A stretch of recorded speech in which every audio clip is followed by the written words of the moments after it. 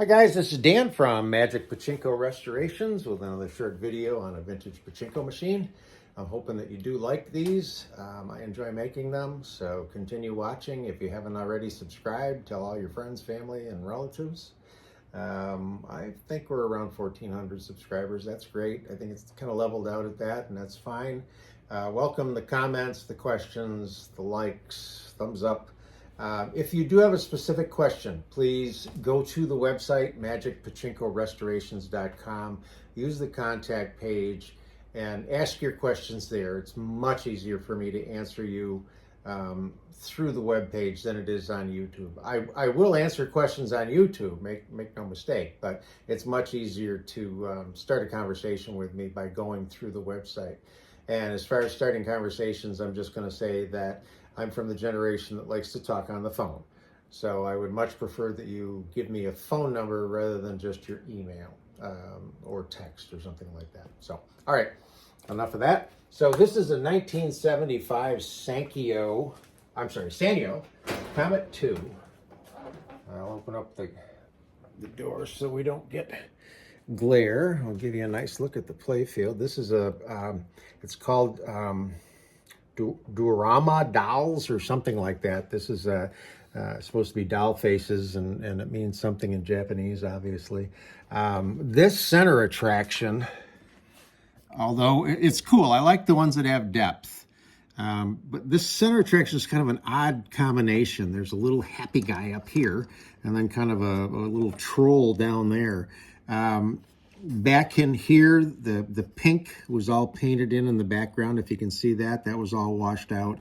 I redid the colors on the angry guy.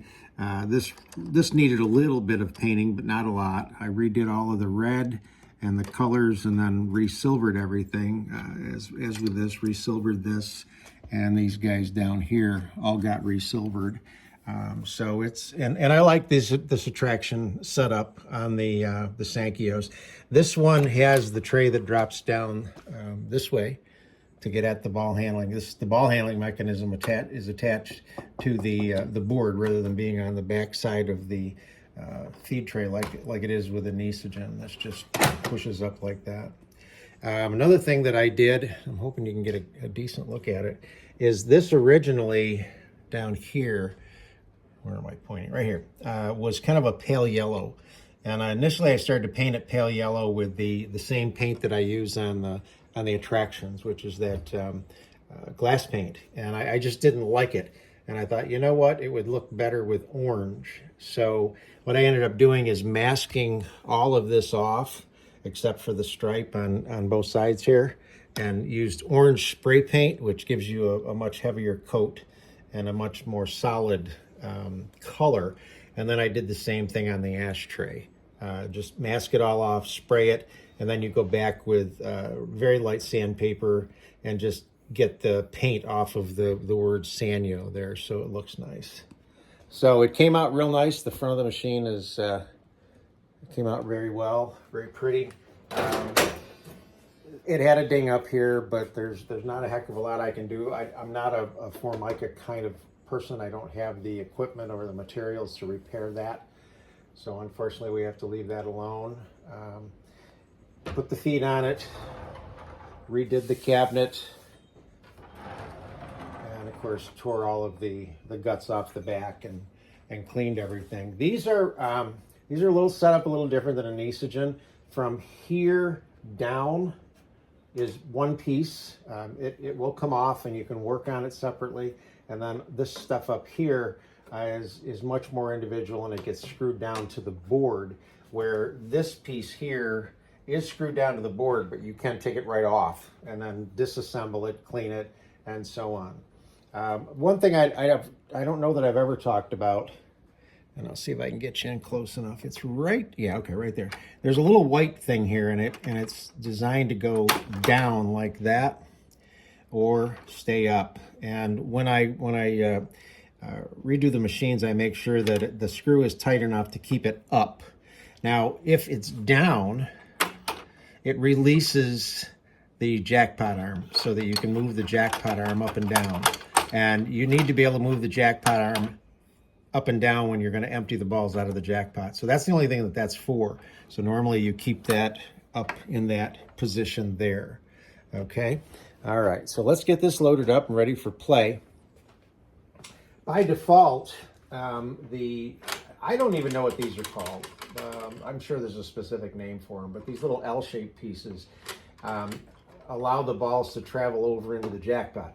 When this is the ball dump mechanism, it's spring-loaded. When you push it over, if there were weight in there of the balls, it would allow these to swing way up here like this, and then the balls would dump out. So what you need to do is make sure that these only go up like this rather than like this when you get the machine. An easy way to do it, if they're up like this, is just push this. They're going to automatically drop down where they need to be. Okay. This one, for whatever reason, had no wires. It just had the two switches. That was it. No wires, no bulbs, no circuit board, nothing. So we went in and just made our own little circuit board, put two light fixtures here. They're hot glued in place, created a whole new wire harness for this switch and this switch. This is the one that controls the ball out light. Let me plug it in.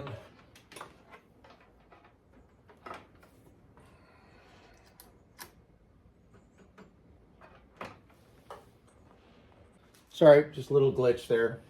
The switches were down when they should have been up. So the ball out light is on now. This is the upper one. It shines. You'll see it. Well, actually, I'll show you.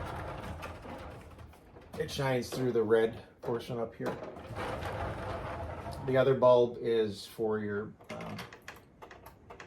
jackpot, and that'll shine through the yellow.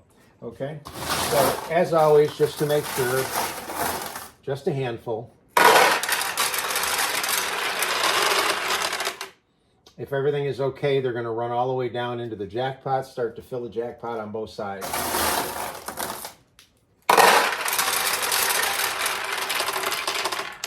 If they don't go down both sides, there's two sides here, two sides here. If they don't go down both sides, ultimately, when you get enough balls in there,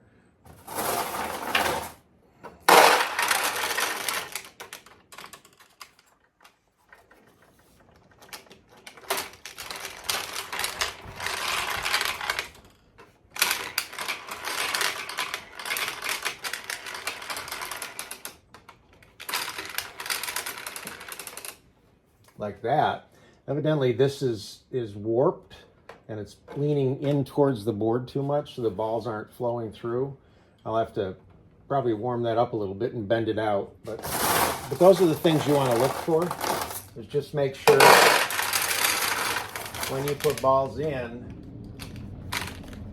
okay, it's all backed up now. So once you know it's backed up, you put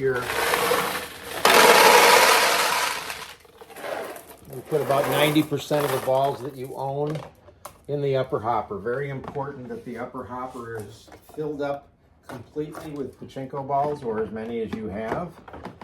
Get your little catch tray set up. And then over here is your seesaw chamber. Right now the seesaw is sitting like this. If it's down like that, then there's a little push bar right here. You just push up on and it'll take the seesaw up. That's where you want the seesaw to be before you start to play. Okay, so now we have the machine properly loaded. Take a handful of balls into the upper feed tray, and we'll start to launch some balls and see if we can get some wins. There's one. So the winning balls come out here. The yellow portion of this will light up.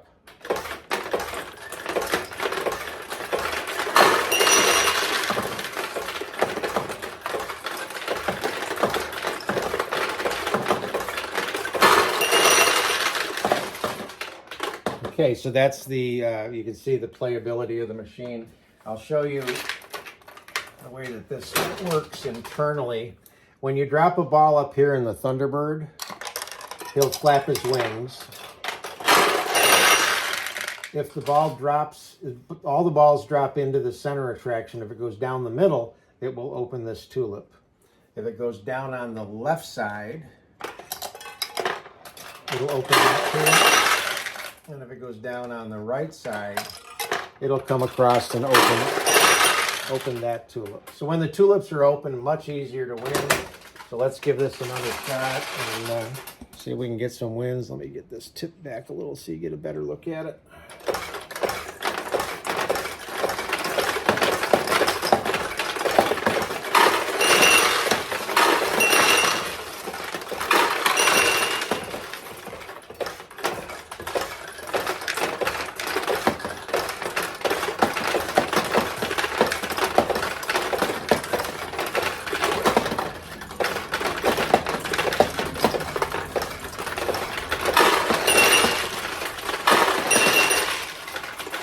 So that's the 1975 Sanyo Comet II.